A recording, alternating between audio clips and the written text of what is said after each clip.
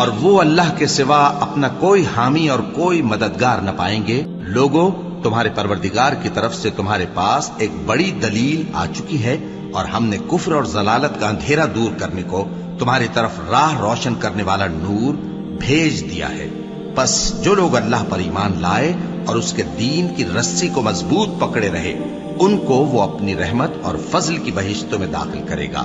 اور اپنی طرف پہنچنے کا سیدھا راستہ دکھائے گا۔ اے پیغمبر،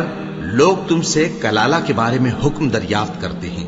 کہہ دو کہ اللہ کلالہ کے بارے میں یہ حکم دیتا ہے کہ اگر کوئی ایسا مرد مر جائے جس کے اولاد نہ ہو اور نہ ماں باپ اور اس کی ایک بہن ہو، تو اس کو بھائی کے ترکے میں سے آدھا حصہ ملے گا،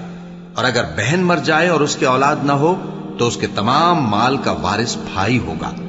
اور اگر مرنے والے بھائی کی 2 بہنیں ہوں تو دونوں کو بھائی کے ترکے میں سے 2 تہائی